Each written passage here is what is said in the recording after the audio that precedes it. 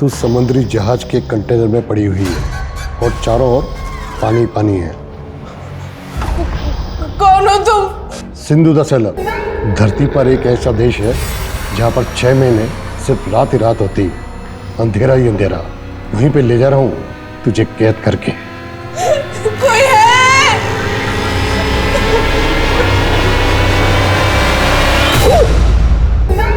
अगर तुम इस पिंजरे से आजाद होना चाहती हो तो तुम्हें उनको आजाद करना होगा, वरना मौत तुम्हें इस जिंदगी से आजाद कर देगी। अंकल अंकल, नहीं नहीं अंकल, नहीं पापा।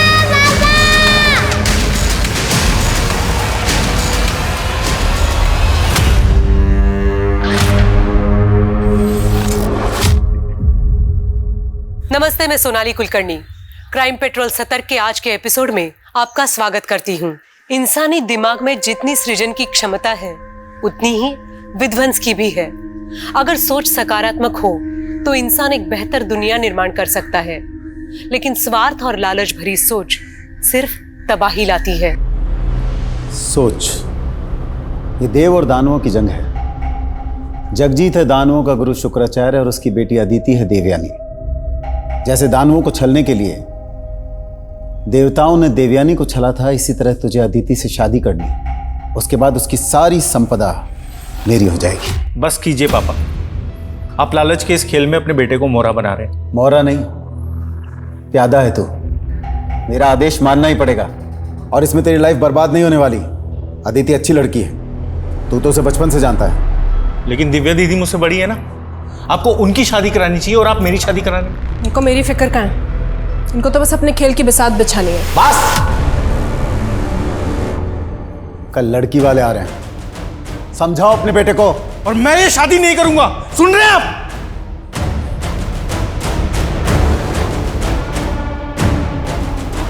तू क्यों यहाँ पर रहकर अपनी बेइज्जती सहन कर रही है? अगर कोई लड़का पसंद है तो भाग जा उसके साथ। ऐसे कैसे भागेगी तू? हाँ, बराबर का हिस्सा है तेरा सुदर्शन के घर और उसकी जायदाद पर। सुन, जब तक बंटवारा नहीं हो जाता तू वहीं जम के बैठी रहे। ऐसा करती हूँ मैं मर जाती हूँ जहर खा के, फिर मिल जाएगी ना शांति सबको। मरे तेरे दुश्मन, तू डर मत, मैं हूं ना तेरे साथ। हाँ, सिर्फ बंटवारे का हिस्सा बांटने के लिए। सबके सब मतलबी है, कोई भी नहीं समझ सकता मुझे। हम अपनी मर्जी से जन्म नहीं लेते, और जब से मैंने होश संभाला मुझे हमेशा यही लगा जैसे मैं कोई संतान नहीं, रेप चाइल्ड हूं, जिसे ना अपनी मर्जी से जीने का हक है और ना ही मरने का।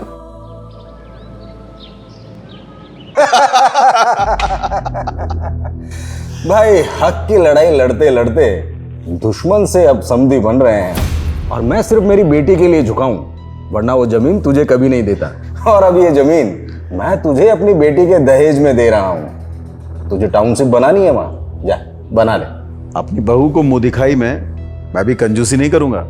इस टाउनशिप के लिए बिल्डिंग मटेरियल तेरी कंपनी से लूंगा। प्रतीक, तुम्हें याद है बचपन में मैंने अपनी पतंग पर आई लव यू लिखकर इसी टेरेस पर डाल दिया था, और तुम्हारे पापा ने तो मुझे देख ही लिया था और मैं बहुत डर गई थी। लेकिन हेलो, मैं ही बोलती रहूंगी, तुम भी बोलोगे। बचपन से तो मैं कह रहा हूं, तुम कभी सुनती हो मेरी? I am not interested in you. Prateek, ये क्या बोल रहे हो तुम? तुम्हें पता है मैं तुमसे क्यों भागता हूं? क्योंकि मुझे लड़कियों में इंटरेस्ट नहीं है, मुझे लड़कों में इंटरेस्ट है। I am gay. तुम चाहती हो कि तुम्हें गे से शादी करो? बोलो। पापा, पापा, क्या हुआ बेटा? पापा, प्रतीक ने मुझे धोखा दिया है। पापा, प्रतीक क्या? ये क्या बोल रही हो अदिति? पापा, वो सच बोल रही है। मैं अदिति की लाइफ बर्बाद नहीं कर सकता हूँ। सुदर्शन, दुश्मनी निकालने के लिए गंदी चाल चल रहा है तू। जगजीत, ऐसी कोई बात नहीं है। अरे तेरे बेटे ने धोखा दिया है मेरी बेटी को। अदिति चल, इनकी तो मैं अब बैंड बजाऊंगा। चल अदिति। जगजीत, जगजीत,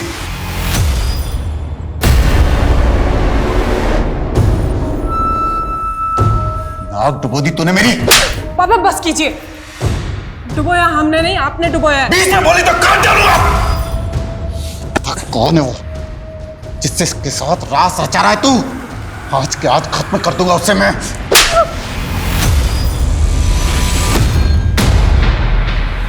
शगुफ्ता, क्या बदतमीजी है? बीवी को ऐसी बदतमीजी करने का पूरा हक होता है डॉक्टर शादा। जब देखो बस बुक्स, क्लिनिक, इसी में बिजी रहते हो। मेरे लिए तो टाइम ही नहीं है ना तुम्हारे पास। ओए, नाराज हो क्या? शगुफ्ता, मुझे अकेला छोड़ दो प्लीज। क्या? हाँ, क्या प्रॉब्लम क्या है तुम्हारी? जब देखो मुझसे दूर भागते रहते हो। कहीं कोई अफेयर तो नहीं चल रहा है ना तुम्हारा? दिमाग खराब हो गया क्या तुम्हारा?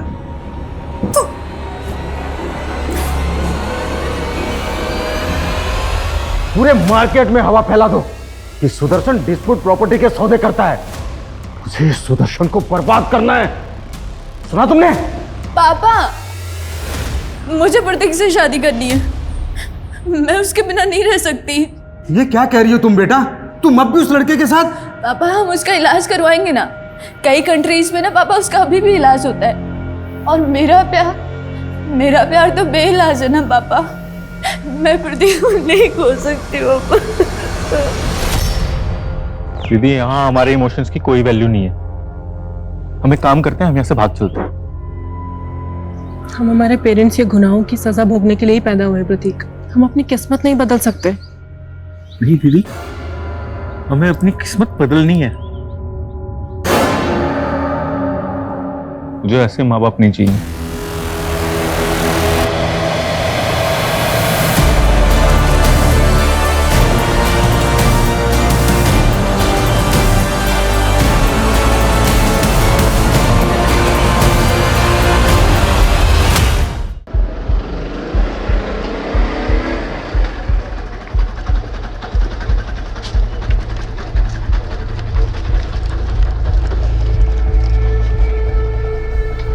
सर, पिछले 4 दिन से मेरी बेटी का कुछ पता नहीं चल रहा है। ये उसकी फोटो, ये है मेरी बेटी दिव्या। आपकी बेटी 4 दिन से गायब है और आप अब आ रही हैं। सर, दरअसल मैं हापुड़ में रहती हूँ और मेरी बेटी यहाँ फरीदाबाद में मेरे हस्बैंड और उसके परिवार के साथ रहती है। आपके हस्बैंड और उसके परिवार के साथ मतलब? दरअसल कुछ साल पहले मैं अपने पति से अलग हो गई थी, फिर उन्होंने दूसरी शादी कर ली। उनका एक बेटा भी है और मेरी बेटी उन्हीं के साथ रहती है। आपने अपने पति से मालूम करने की कोशिश की? मैंने कोशिश की थी, लेकिन उनका फ़ोन बंद आ रहा है। मैं उनके घर भी गई थी, लेकिन वहाँ पे ताला लगा हुआ है।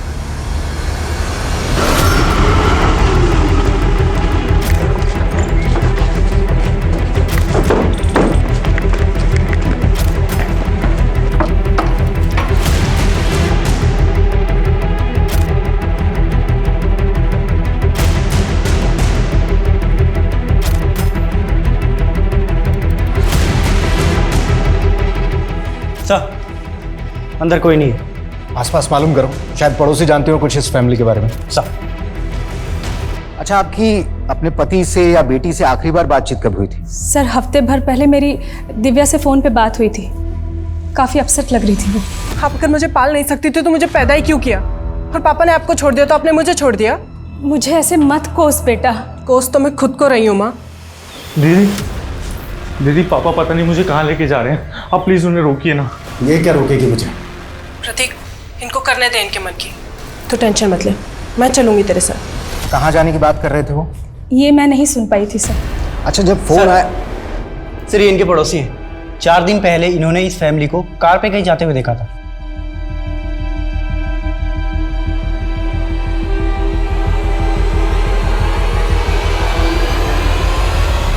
अच्छा, इस फैमिली के पास जो कार्स थी, आप उसके नंबर जानती हैं? नहीं सर, नंबर तो नहीं मालूम, लेकिन हाँ, मेरे पति के पास 2 कार है, एक उनकी और एक उनके बेटे की। आतुर, सुदर्शन और उसके बेटे की कार का नंबर मालूम करो और साथ ही फैमिली के सारे मेंबर्स के CDR निकालो। मालूम करो कि इनके फोन कब और कहां बंद हुए थे। पापा, आप क्या पढ़ रहे हो? आपको क्यों जानना है कि पापा क्या पढ़ रहे हैं? आप मुझे ये बताओ कि क्या आपने अलादीन की कहानी पढ़ी है? अलादीन? हाँ, अरे तुम्हारी दादी मुझे सुनाया करती थी, एक अलादीन था, उसका जादुई चिराग था, चिराग को घिसो प्रकट हो गया जी। जो हुक्म मेरे आका। वैसे रूही, पता है मैं सच में चाहती हूँ कि तुम्हारे पापा को एक जिन मिल जाए जो इनकी तबीयत ठीक कर सके। मम्मी पापा तो डॉक्टर है और डॉक्टर लोग कभी बीमार नहीं होते। बिल्कुल सही बेटा, आप जाके बाहर खेलो। हाँ ठीक है पापा। कुछ सोच के तो बोला करो बच्ची के सामने, कुछ भी बोल रही हो। मैं तो सिर्फ मजाक कर रही थी। वैसे वाकई में तुम्हारी तबीयत तो खराब नहीं है? तुमसे ना बात करना ही बेकार है। आज रात को घर आओगे या फिर पूरी रात अपनी किसी फीमेल पेशेंट के साथ मसरूफ रहोगे?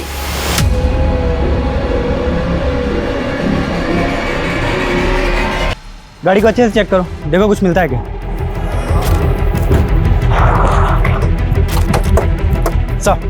सर इसी एरिया में पूरी फैमिली के फोन्स बंद हुए थे। हमने आसपास चेक किया तो हमें सुदर्शन की कार मिली। सर गाड़ी में सुदर्शन और दीपिका दोनों की बॉडीज हैं सर दोनों की बॉडी पे गहने भी इंटैक्ट है, पर्स और मोबाइल भी एज इट इज है। सर मर्डर का मोटिव लूट नहीं लग रहा है।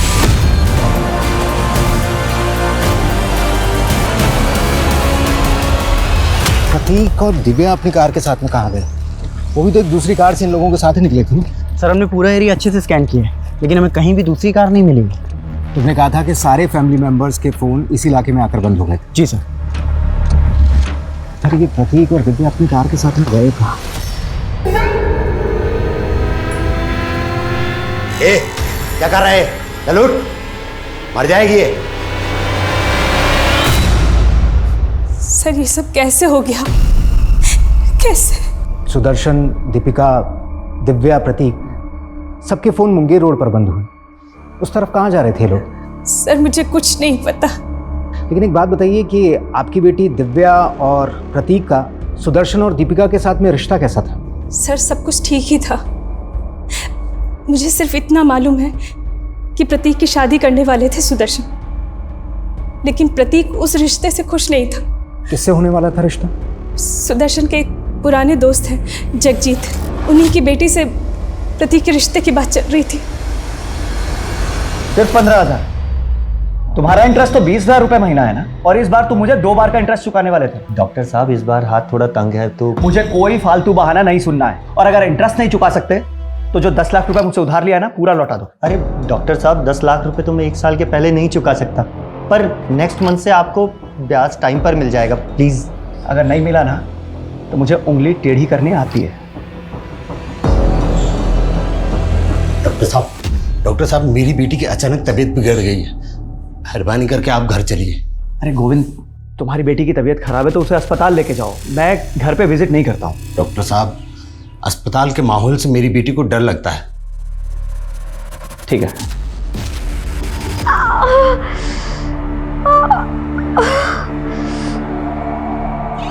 आइए डॉक्टर साहब।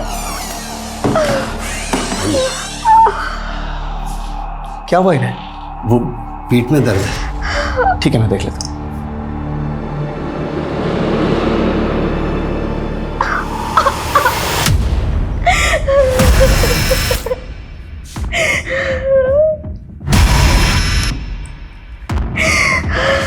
जरा सुनिए,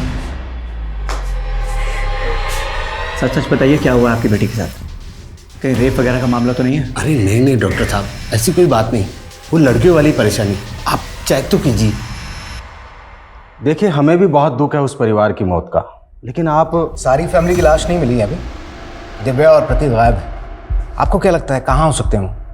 जी हमें क्या मालूम, लेकिन हमें अच्छी तरीके से मालूम है आपकी और सुदर्शन की दोस्ती के बारे में। हमेशा से दुश्मन रहे हैं आप, और इस बार तो समधी बनकर भी समधी बन नहीं पाए। 36 का आंकड़ा 36 का ही रहा। आंकड़ा तो अपने बेटे से भी बिगड़ा हुआ था सुदर्शन का। उसकी पहली पत्नी की बेटी दिव्या, वो सिर्फ संपत्ति के खातिर अपने बाप के पास रहती थी। आपके लालच के बारे में भी पता चला है हमें। सुदर्शन के ना रहने से उसके बिजनेस के सारे क्लाइंट्स आपके हो जाएंगे, राइट? देखिए आप अपना खामाखा वक्त बर्बाद कर रहे हैं। हमारे वक्त की चिंता आप मत कीजिए, हमें आपकी बेटी से भी कुछ बातचीत करनी है। जी। तुम तो बचपन से ही प्रतीक को प्यार करती थी ना? जी, आई लव्ड हिम। और उसने आपसे शादी करने से इनकार कर दिया। बुरा तो लगा होगा आपको? सर वो मुझसे तो क्या, किसी भी लड़की से शादी नहीं करना चाहता था। क्यों? सर वो गे है और उसकी लाइफ में कोई लड़का है। सर आप ही बताइए, ऐसे लड़के से कौन लड़की शादी करना चाहेगी? कौन लड़का? आप जानती हैं उसे? वो मैं नहीं जानती।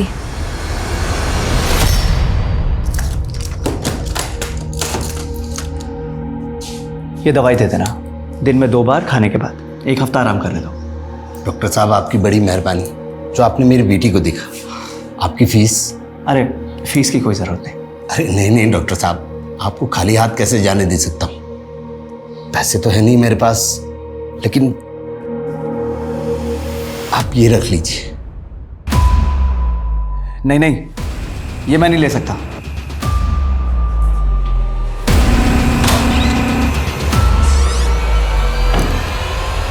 सर जगजीत की बेटी जरूर कोई कहानी बना रही है। प्रतीक ऐसा हो ही नहीं सकता। आप प्रतीक को इतने करीब से कैसे जानती हैं? मेरी बेटी उन्हीं के साथ रहती थी सर। अगर ऐसा कुछ होता तो वो मुझे जरूर बताती। फिर तो आप अपनी बेटी को भी अच्छी तरीके से जानती हो। उसका कोई बॉयफ्रेंड वगैरह? नहीं सर। अच्छा, मेरे हिसाब से तो दिव्या की उम्र प्रतीक से थोड़ी ज़्यादा है ना। उस हिसाब से तो आपके पति को प्रतीक से पहले दिव्या की शादी के बारे में सोचना चाहिए था। सर हम उसके लिए लड़का ढूंढ रहे थे, लेकिन कोई अच्छा लड़का मिल ही नहीं रहा था। पर सर आप ये सब बातें क्यों पूछ रहे? आप मेरी बेटी का कुछ पता क्यों नहीं करते? पता नहीं वो किस हालात में होगी।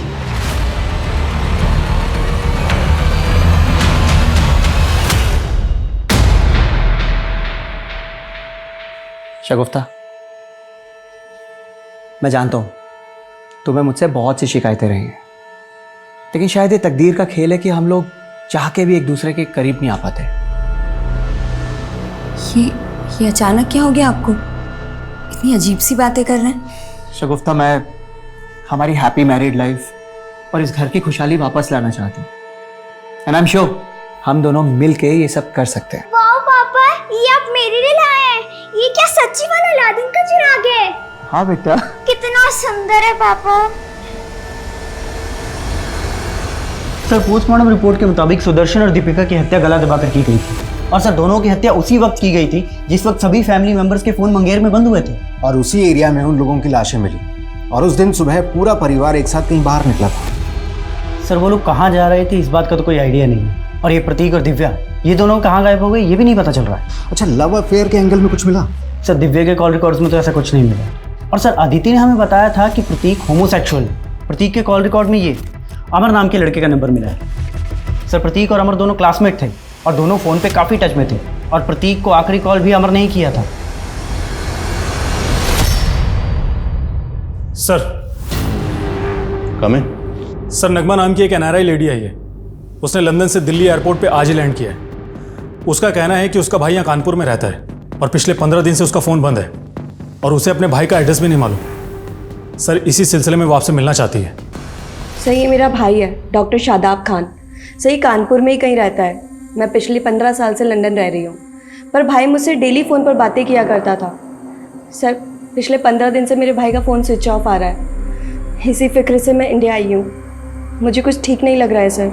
ये यहाँ कानपुर में अकेले रहते हैं? सर इसकी वाइफ और बच्ची इसके साथ रहती थी, और ये यहाँ पर किसी बड़े हॉस्पिटल के अंदर प्रैक्टिस कर रहा है। कौन सा हॉस्पिटल में? सर हॉस्पिटल का नेम तो मुझे नहीं मालूम, पर सर मुझे कुछ ठीक नहीं लग रहा है। Please find him sir.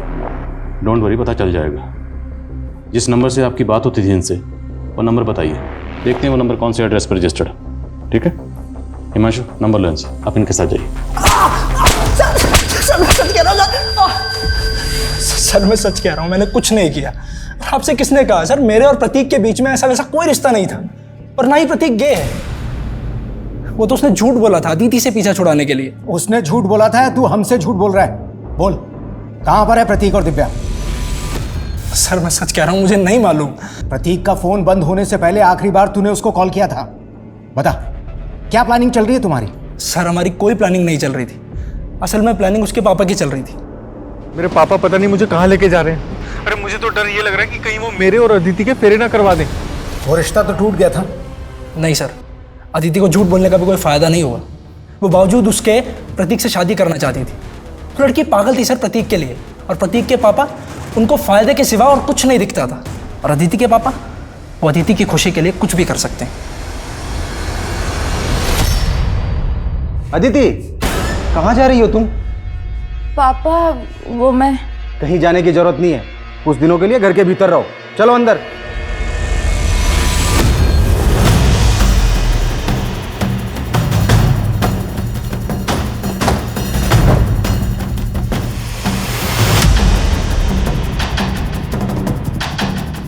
देखिए, मोबाइल कंपनी में उन्होंने जो अपना एड्रेस दिया है उसके हिसाब से तो यही घर है। पर सर यहाँ तो लॉक लगा हुआ है। देखिए, हो सकता है कुछ दिनों के लिए कानपुर से बाहर गए हों, क्योंकि गाड़ियाँ यहीं हैं उनकी। सर भाई का फ़ोन पिछले 15 दिनों से स्विच ऑफ आ रहा है और ऐसा कभी नहीं हुआ। भाई ने इतने लंबे समय के लिए कभी फ़ोन बंद नहीं रखा अपना। सर मुझे डर लग रहा है, प्लीज़ कुछ पता कीजिए ना सर। हिमांशु, जरा विंडो से देखो, चेक करो। सर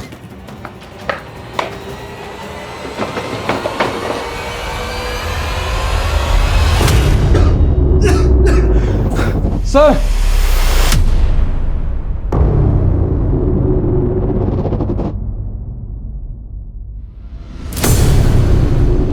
ताला तोड़ो।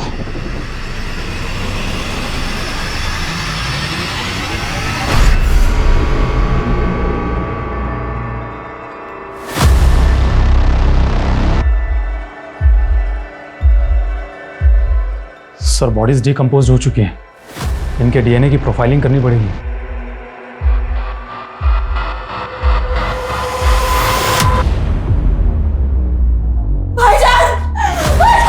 रेणु, इन्हें बाहर लेके जाओ। आप बाहर जाइए। तीनों में किसी की बॉडी पर किसी भी तरह की एक्सटर्नल इंजरीज के मार्क्स नहीं, लेकिन तीनों के मुंह से झाग निकल रहे जो सूख चुके हैं। तो शायद जहर। फोरेंसिक को बुलाओ और घर में जितने भी टेक्निकल एविडेंसेस हैं सब कलेक्ट करो, क्विक। सर ये डॉक्टर साहब की कॉलोनी के पास यहीं रहता है। इनका कहना है कि 16-17 दिन से यहाँ ताला लगा हुआ है। आप डॉक्टर शादाब को पर्सनली जानते थे? जी हाँ सर, वो मेरी बेटी का इलाज कर रहे थे। इसी सिलसिले में 16-17 दिन पहले उनसे मिलने आया था। उसके बाद से ताला लगा हुआ है। अच्छा, इनका किसी से कोई झगड़ा था? नहीं सर, वो तो बहुत ही नेक आदमी थे। मेरी बेटी की इलाज की फीस भी नहीं लेते थे। ये डॉक्टर शादाब कौन से हॉस्पिटल में प्रैक्टिस करते थे? सर जिग्मा हेल्थ सेंटर, लेकिन सुना है कि उन्होंने वहाँ जाना छोड़ दिया था। क्यों? सर वो खुद का क्लिनिक खोलना चाहते थे।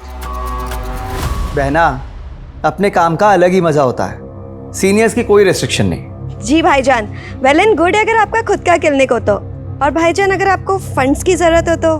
नहीं नहीं नगमा, फंड्स की कोई प्रॉब्लम नहीं है। मैं तो बस एक अच्छी सी जमीन ढूंढ रहा हूँ जहाँ खुद का क्लिनिक शुरू कर सकूं। पापा मुझे भी फूफी से बात करनी है। सर सब लोग बहुत खुश थे। मैं सपने में भी नहीं सोच सकती कि ऐसा कुछ हो जाएगा। आपको किसी पर कुछ शक? सर मैं काफी टाइम से बाहर ही रह रही हूँ, मुझे यहाँ के बारे में कुछ नहीं पता। कोई बात नहीं, हम पता लगा लेंगे, आप बेफिक्र रहिए। हिमांशु, डॉक्टर शादाब यहाँ प्रैक्टिस करते थे, उस हॉस्पिटल में सबसे पूछताछ करो।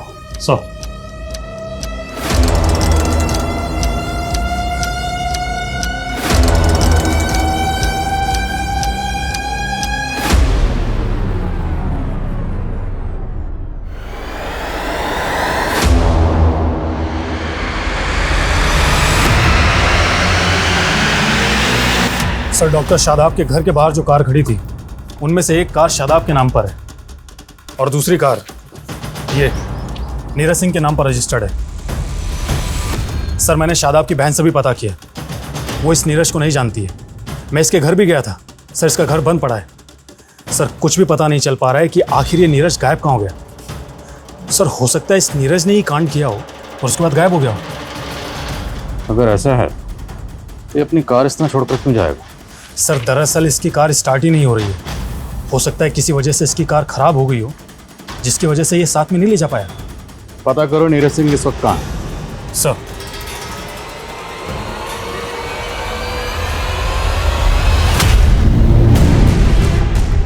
हमें लग रहा था सुदर्शन और दीपिका के हत्या का मोटिव प्रतीक से जुड़ा हुआ होगा, लेकिन प्रतीक का तो मर्डर हो गया। तो क्या केस का एंगल दिव्या के गायब होने से जुड़ा हुआ है?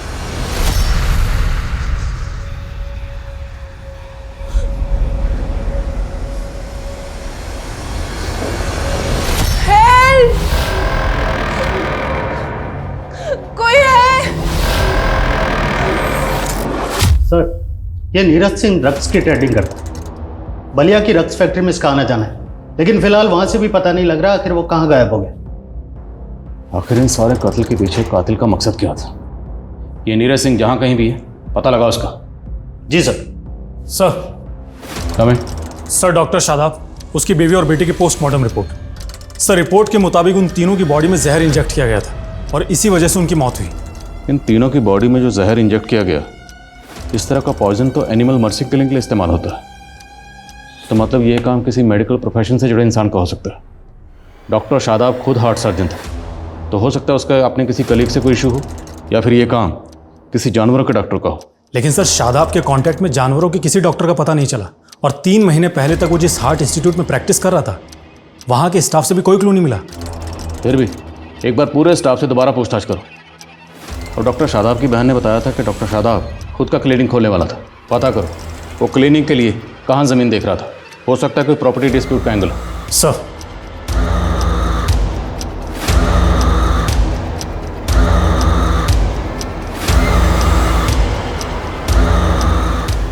हेलो दिव्या, कहाँ है तू?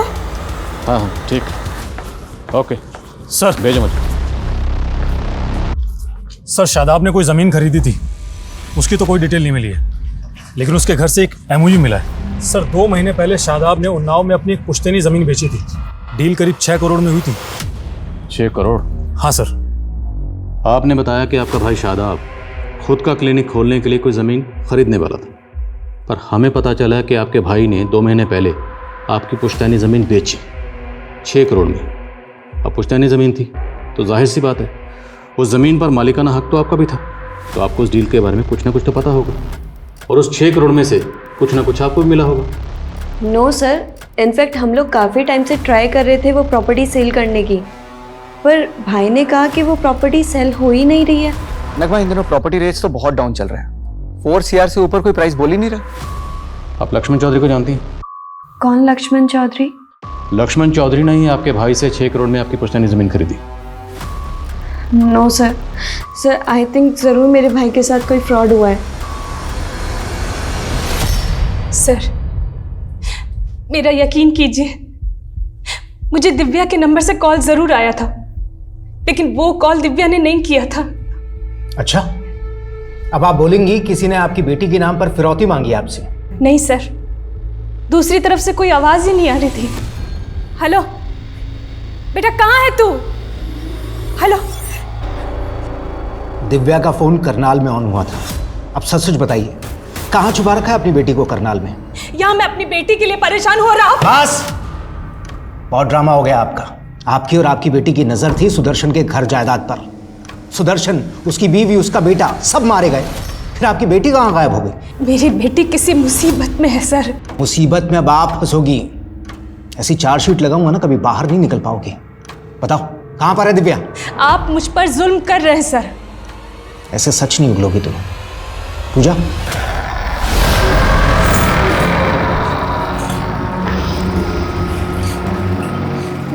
कहाँ ले जा रहे हो मुझे? बोला था ना तुझे, विदेश ले जा रहा हूँ। अब तू विदेशियों की मेहमान बन के रहेगी।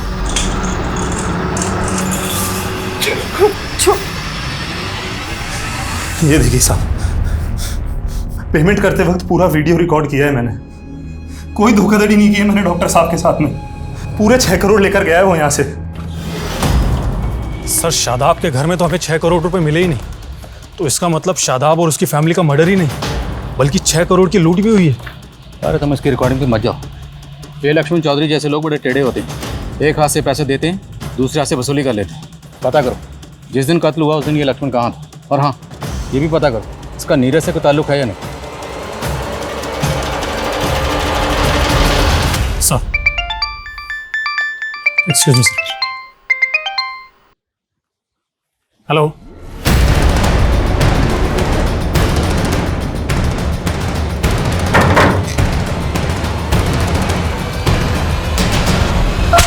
मैंने कुछ नहीं किया, मैंने कुछ नहीं किया सर। मैंने कुछ नहीं किया सर। मैं लक्ष्मण चौधरी को नहीं जानता और ना ही डॉक्टर शादाब और उनकी फैमिली के साथ में मैंने कुछ किया है सर। तूने कुछ नहीं किया तो तू अपनी गाड़ी डॉक्टर शादाब के घर पर छोड़कर भागा क्यों था?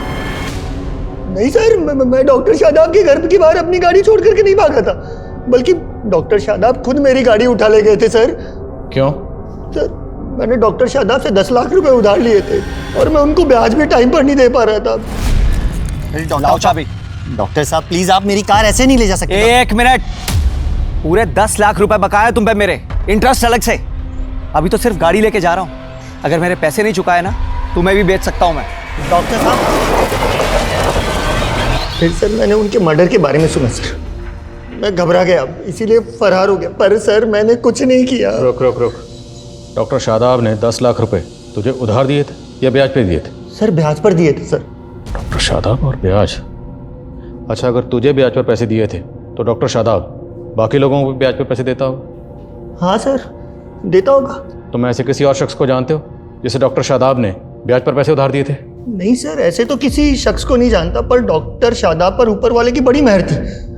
पता नहीं वो किसकी इबादत करते थे, क्या इबादत करते थे, पर उनकी तिजोरी हमेशा नोटों से भरी रहती थी सर। इबादत? जी सर।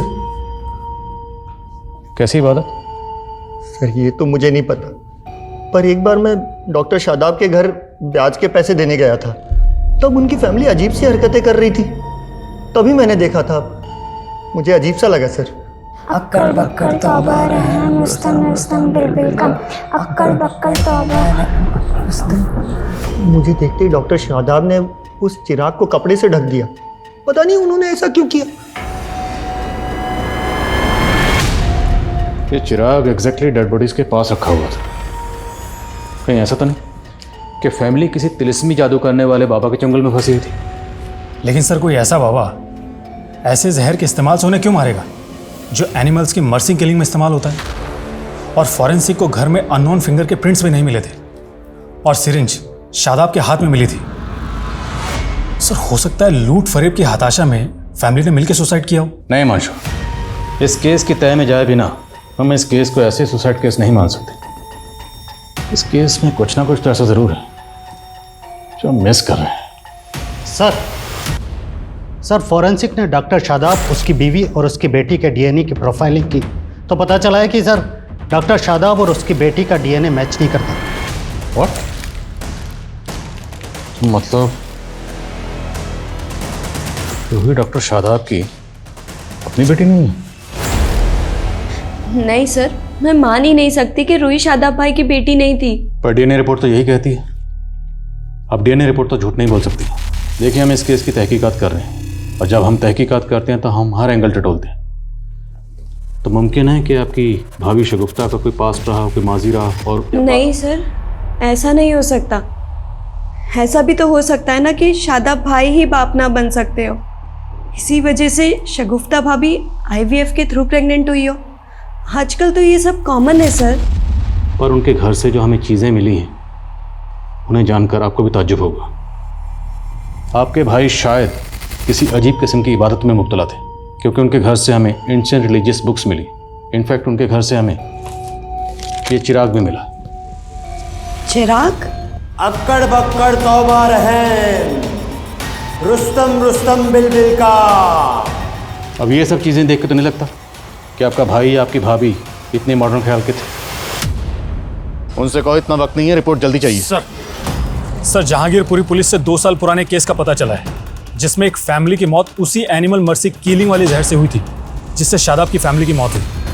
सर इसका नाम सचिन है और ये उसकी बेटी जो मारे गए थे। इन दोनों को किसने मारा? सर क्लोजर रिपोर्ट में इसे सुसाइड केस माना गया था। सचिन की बेटी को कैंसर था, लास्ट स्टेज पर थी और जहांगीर पुलिस की ये थ्योरी थी कि सचिन ने इसी हताशा में अपनी बेटी के साथ आत्महत्या कर ली। भले ही जहांगीर पुलिस की ये थ्योरी है कि एक सुसाइड केस है, पर सवाल ये है कि सचिन के पास ये जहर कहाँ से आया होगा? सचिन करता क्या था? सर ये एक सॉफ्टवेयर इंजीनियर था, लेकिन इसका मेडिकल फील्ड से दूर दूर तक कोई लेना देना नहीं था। एक बात और सर, सचिन की मौत से पहले सचिन के घर के बाहर एक लड़की को देखा गया था, उसका स्केच भी बना था। सर ये रहा वो स्केच। सर आज तक इस लड़की की पहचान नहीं हो पाई है। सर कुछ समझ में नहीं आ रहा है कि आखिर ये लड़की है कौन। एक अजीब बात और सर, सचिन और उसकी बेटी की लाश के पास में एक खाली पिंजरा भी मिला था। सर ये क्राइम सीन की फोटो।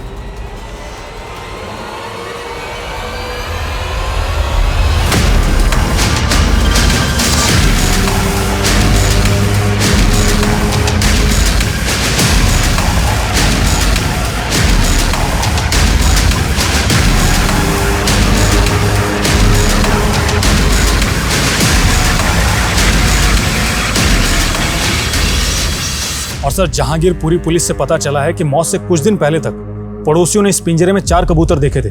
सचिन इन कबूतरों को दाना डालता था। मौत के बाद से ये कबूतर गायब थे। देखो फिलहाल तो ये कहना मुश्किल है कि इन दोनों केसेस का आपस में कोई ताल्लुक है या नहीं, पर दोनों ही केसेस में बहुत कुछ कॉमन है। दोनों ही केसेस में फैमिली मेम्बर्स मारे जाते हैं और दोनों ही फैमिलीज़ की मौत सेम जहर से होती है। और एक फैमिली के पास पिंजरा मिलता है तो दूसरी फैमिली के पास चिराग। क्या दोनों केसेस आपस में कनेक्ट हैं? पता करो। क्या हाल फिलहाल में इस तरह के कुछ और भी केसेस हुए? और ये स्केच वाली लड़की, ये भी पता करो, क्या ये लड़की डॉक्टर शादाब के घर के पास भी देखी गई? सर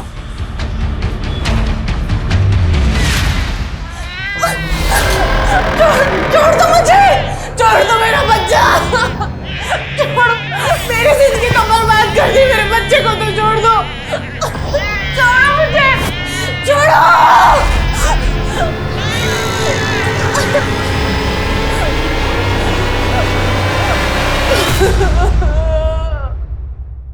इस लड़की को जानते हो? हाँ सर, ये लड़की पहले इसी मोहल्ले में रहा करती थी अपने पिता के साथ। और सर डॉक्टर शादाब के घर इसके पिता का आना जाना भी था। अच्छा, कहाँ रहते थे ये दोनों?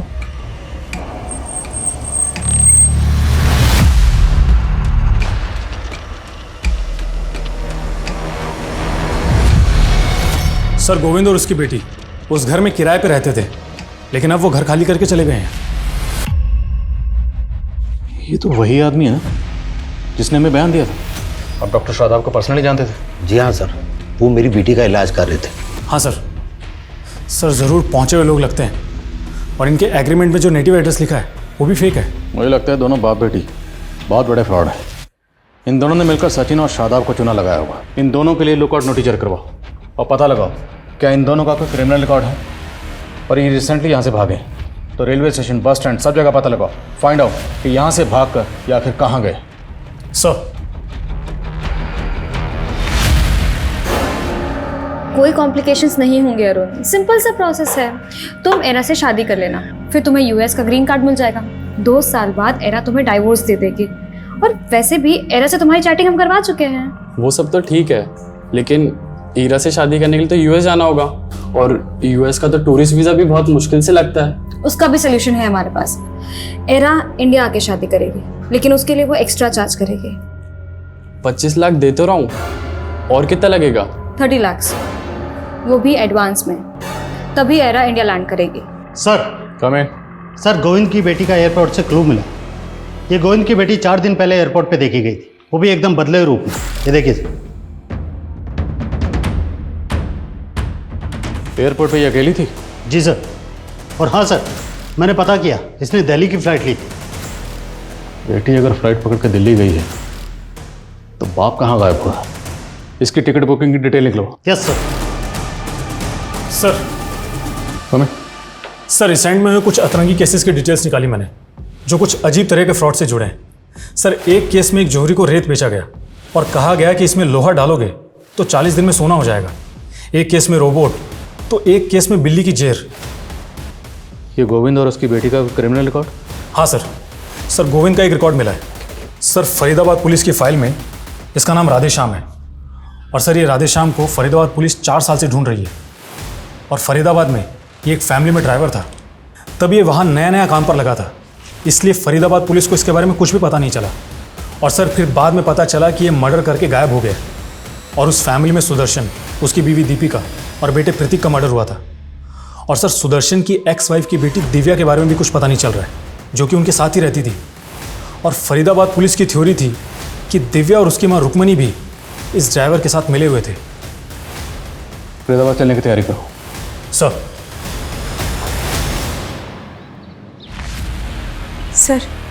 मुझे भी नहीं मालूम कि सुदर्शन ने किसी ड्राइवर को काम पे रखा था। इन फोटोग्राफ्स को देखिए, ये वो विक्टिम है जिनका कत्ल हुआ। उस ड्राइवर को इन फैमिली मेंबर्स के साथ देखा गया। आपके पति सुदर्शन का या आपकी बेटी दिव्या का उस ड्राइवर से कोई कनेक्शन? नहीं सर, मैं नहीं जानती। हमें इस लड़की के बारे में पता चला। क्या आप जानती हैं लड़की कौन है? आपने कभी इसे देखा? नहीं सर, पर और आप मेरी बेटी को ढूंढ दीजिए।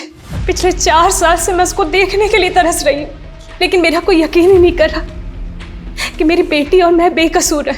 आप इत्मीनान रखिए, हम आपकी बेटी को जरूर ढूंढें।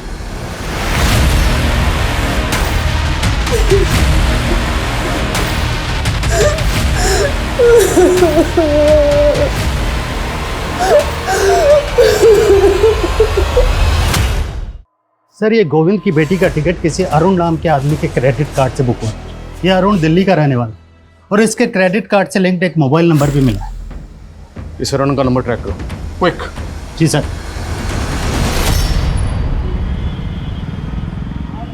ये लो तुम्हारे 30 लाख रुपए, और परसों की परसों शादी करके मुझे यूएस निकलना है ईरा के साथ। डोंट वरी, एरा कल शाम तक आ जाएगी इंडिया। सोच लो कि तुम्हें ग्रीन कार्ड मिल गया यूएस का।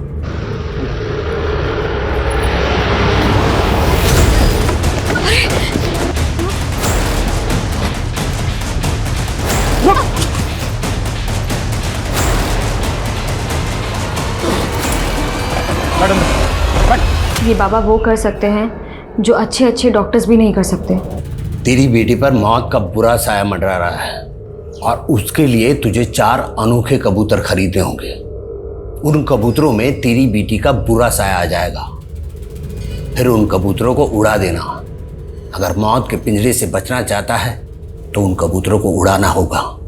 फिर हमने सचिन को 7 लाख रुपए में कबूतर बेच दिए और बोला कि ये अनोखे कबूतर है। फिर झूठा कर्म कांड करके उसी से वो कबूतर उड़वा दिए, लेकिन उसकी बच्ची पर कोई असर ही नहीं हुआ। हम लोग वहां से भागने वाले थे, तभी उसने हमने को देख लिया और बोला कि हमें अंदर करवा देगा। हमने उसे और एक झांसा दिया, कहा कि अगर उस पिंजरे में फिर से टोटका करेंगे तो उसकी बेटी बच जाएगी। वो मान गया। हम उसके घर पहुंच गए और दोनों बाप बेटी को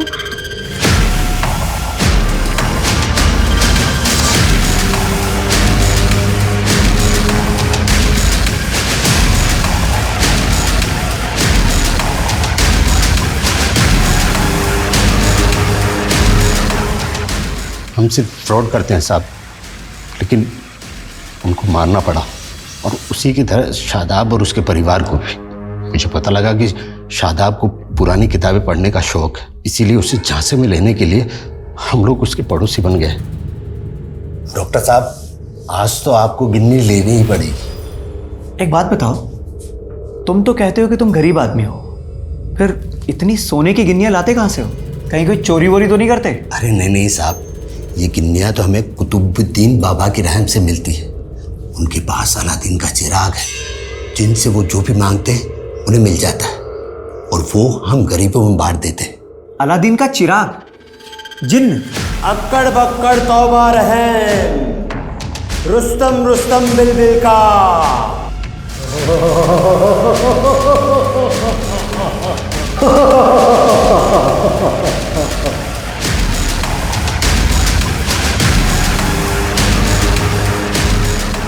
हमने सिर्फ ड्रामा रचा था, लेकिन शादाब ने सच मान लिया और वो बोला कि चिराग उसे चाहिए।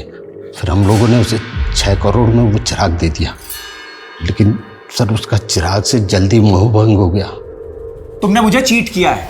कोई जिन विन नहीं निकलता तुम्हारे चिराग में से। अरे डॉक्टर साहब, अभी 11 दिन ही तो है, 40 दिन की इबादत तो पूरी कीजिए। सब उसे किसी तरह शांत किया और हम लोगों ने सोचा कि भाग चलते, लेकिन वो हमारी पोल खोल देता, इसीलिए उसे भी मार दिया। गोविंद! गोविंद नहीं! नहीं!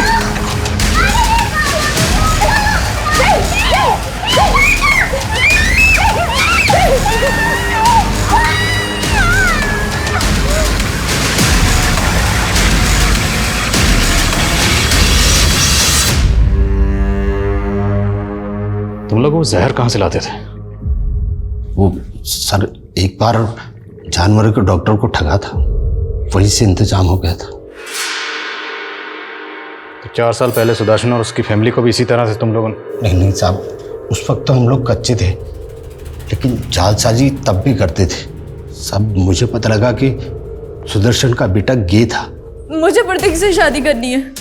मैं उसके बिना नहीं रह सकती। पापा हम उसका इलाज करवाएंगे ना, कई कंट्रीज में ना पापा उसका अभी भी इलाज होता है। मैंने इसी चीज का फायदा उठाकर उसे बाबा जी के बारे में बताया। बोला ऐसी पूजा कर देंगे कि आपका बेटा बिल्कुल ठीक हो जाएगा, वो गे नहीं रहेगा। हमने भोला को बाबा बनाकर सुदर्शन से मिला दिया और बोला कि पूजा के लिए 2.5 लाख रुपए लगेंगे। और सर उस दिन जब हम पूजा के लिए जा रहे थे तो मैंने रास्ते में गाड़ी रोकी और 2.5 लाख रुपए के लिए उन सबको मार डाला। क्या हुआ? गाड़ी क्यों रोक दी?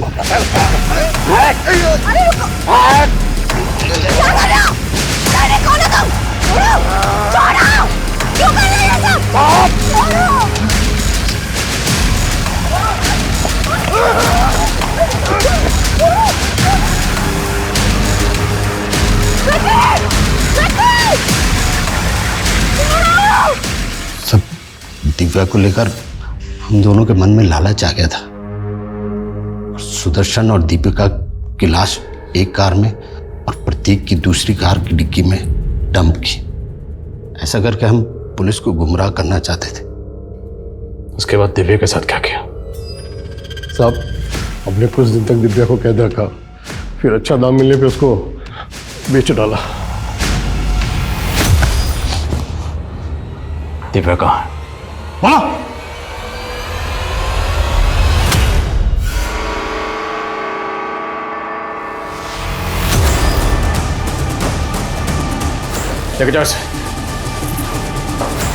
आप ठीक हैं? सर मेरा बच्चा। वो आप आइए हमारे साथ, आइए। पर वो रेनो आइए, चलिए चलिए चलिए।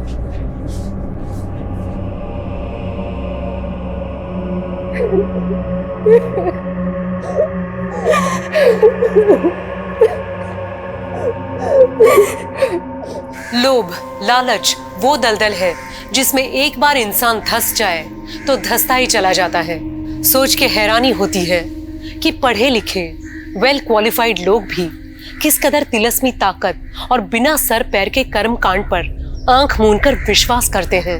लालच वो नशा है जो इंसान की सूझबूझ, उसकी समझ को निष्क्रिय कर देता है। लालच के अफीम के आगे सारे तर्क, सारे लॉजिक बेअसर हो जाते हैं और जब तक इंसान को हकीकत का एहसास होता है तब तक बहुत देर हो जाती है।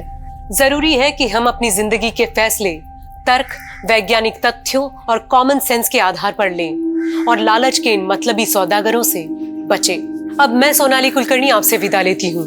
फिर होगी आपसे मुलाकात एक ऐसे ही चौंका देने वाले केस के साथ क्राइम पेट्रोल सतर्क में। तब तक अपना और अपनों का ख्याल रखिए।